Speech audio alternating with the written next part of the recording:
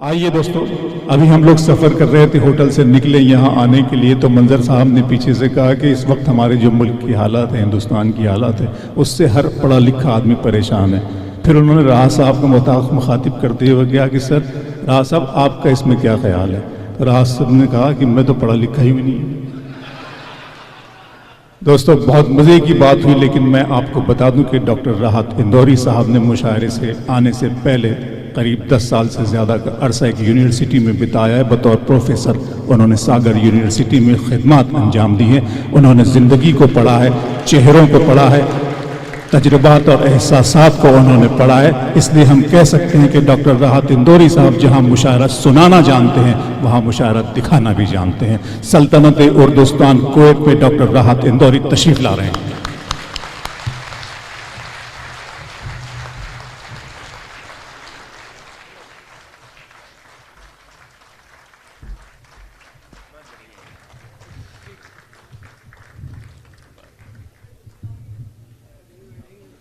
نہیں تھوڑی دیر دیکھتا ہوں میں کہ کھڑے رہ سکتا ہوں کہ نہیں، ہے نا، جیسا آپ کہیں۔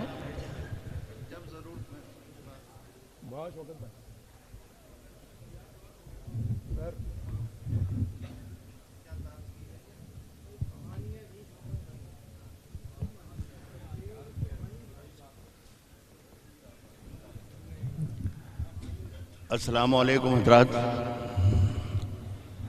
السلام علیکم حضرات۔ وعلیکم السلام۔ میں اس بدتمیزی کے لیے معذرت خواہ ہوں، یہ میری مجبوری کو وہ آپ برداشت کر لیں گے ایسا مجھے یقین ہے۔ مجھے پریزیڈنٹ بنا دیا گیا آج کے مشاعرے کا۔ آپ جانتے ہیں کہ ہمارے ہندوستان میں پریزیڈنٹ اسے بنایا جاتا ہے جس سے کچھ کام نہیں لینا ہوتا، اور کیا کہنے سر، لیکن مجھے اطمینان ہے، میں مطمئن ہوں کہ میرے جو ساتھی، جو میرا کابینہ تھا، انہوں نے اتنا بہتر کام کر کے بتایا۔ تھینک یو سر، شکریہ سر، کہ 70 برس میں جو کچھ کام نہیں ہوا وہ آج ایک رات میں انہوں نے کر دیا۔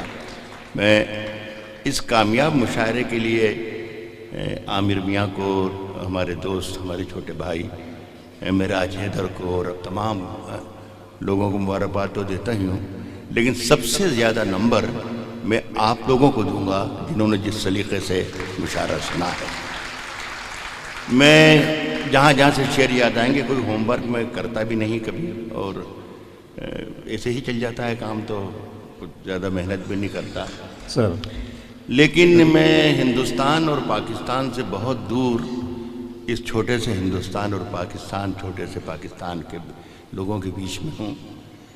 میرے شعروں کی نشست الفاظ کی نشست و برخاست میں آپ کو کہیں کہیں سے ہندوستان کی ہوائیں آتی ہوئی دکھائی ضرور دیں گی، محسوس کریں گے، اور اگر لگ جائے آپ کے میں کیا کہہ رہا ہوں تو میرا ساتھ دیجیے گا۔ ایک 8-10 مہینے سے ایک شعر ہندوستان بھر میں پڑھ رہا تھا، ایک سوال اس میں پیدا ہو جاتا تھا اپنے آپ، لوگ مجھ سے اس کا جواب پوچھتے تھے، جواب میں دے نہیں پاتا تھا، لیکن وہ جواب ابھی کچھ دنوں پہلے، بس یہ نہیں ہونا چاہیے دوسری بار، ورنہ وہ جملہ ہی آخری ہو جائے گا سر۔ میں نے یہ کہا کہ اس سوال کا جواب اپنے آپ لوگوں کو ملا، میرا وہ مطلب آپ بھی سن لیں تو ٹھیک ہوگا۔ کہتا ہوں کہ سفر میں